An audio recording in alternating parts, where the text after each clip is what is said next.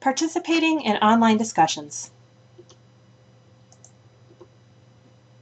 The purpose of the discussion boards is to give the class an opportunity to interact as we would in a face-to-face environment. This is not a self-paced course, and your weekly participation is required. A significant portion of your overall grade will be dependent on your participation. Therefore, it is important that you are actively online each week. In essence, plan on checking in on the discussion boards 3 to 4 times per week. Now that may seem like a lot, but remember, if you were attending this class in a face-to-face environment, you would be spending 3 hours in class per week. If you check into the online discussion boards 3 times a week, it will probably only take you 15 to 20 minutes to catch up on what others are saying and respond, leaving you hours ahead in the long run. Because we are in an asynchronous environment, that is, discussions do not take place in real time, checking in frequently will move the discussion forward. At the beginning of the week, the discussion prompt will be posted. By the due date of the initial post, which is typically on a Tuesday, each student is responsible for responding to their assigned prompt. Your response should be about 150 to 200 words. That's about half a page to nearly a full page typed and double-spaced. It's important that you find a balance between writing a complete response to the question, as well as considering your audience, your classmates, and the readability of your text. In other words, write a neatly concise response without adding additional fluff to maintain some kind of page requirement.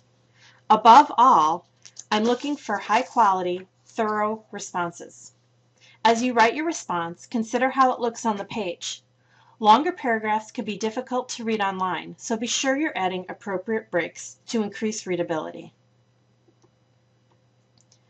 Prompts will typically be based on the readings early in the semester.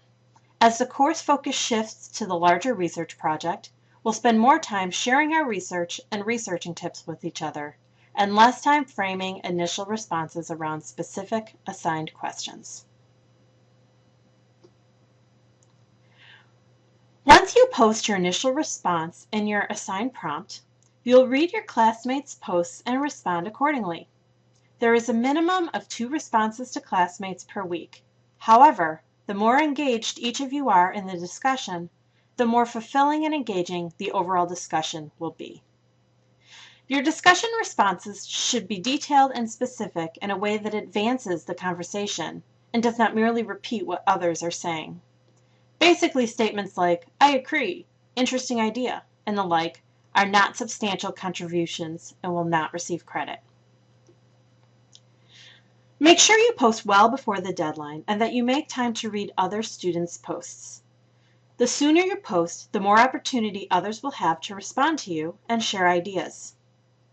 Due dates. Initial posts will typically be due on Tuesday unless otherwise indicated. Responses to classmates will be due by Friday, although I don't grade these discussions until at least Monday, so feel free to take the weekend to wrap up the discussion. After discussion has closed, I will post a grade in the gradebook. Your postings will be evaluated according to the rubric provided for the discussion boards. You will be able to track your own performance throughout the term by clicking on the Grades button on the top right menu. Okay, let's talk about how to use the discussion boards. The first thing you're going to want to do is go into our class on Blackboard. Then if you look on the left menu bar, there will be a link to discussion boards. Click there. As you can see so far, I have 2 discussions loaded into the boards. You'll find the discussion D1, 8 Nouns Activity. This discussion is designed to allow you to share some things about yourselves and also to allow you to get to know your classmates and me. After your initial post, make sure you respond to at least 2 classmates. Let's take a look at this discussion. Click on the tab, and you'll see for every discussion there will be a prompt that says instructions start here. Click on those instructions and thoroughly read through them so that you know what to expect. Now for this first discussion, everybody has the same prompt. Read through it carefully and then go back to the original discussion board. We'll do this because everybody should post their initial post by creating a new thread. I'm going to do that now.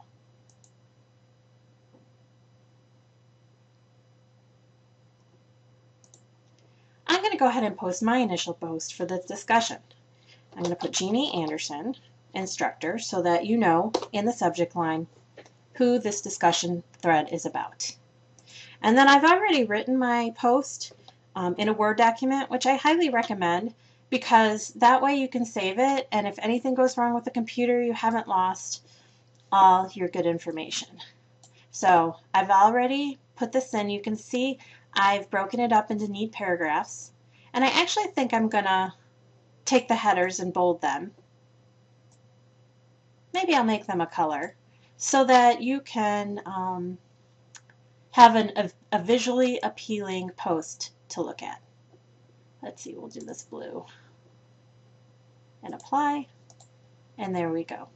I'm going to go ahead and finish this. Okay, as you can see, I went through and made all of my headings in a color. And now that I'm done, I'm going to click on Submit. And there's my first post. Now I'll go ahead and click on my post. And now you can go ahead and read through my response. And if you decide that you want to respond to anything in my post to get to know me, you can either hit reply or quote. Now if you hit reply, in your response, you're going to need to set up a context. Because people read discussion boards in different orders, you want to make sure that you're saying something like, I agree with Jeannie, or Jeannie wrote, and then do a quote of what I wrote, so that the reader has that context. Now the other thing that you can do is you can hit quote. And if you hit quote, then my post will appear underneath yours. Now because it's rather long, what you might want to then do is delete anything that you aren't referring to. So say you want to refer to the fact that I'm a total television junkie. You just delete everything but the television part, and then you'd go ahead and type your response. And then click Submit, and you will have replied to my response. That's basically how you use the discussion board. I hope this put the things in perspective for you, and I'll look forward to seeing you on the boards.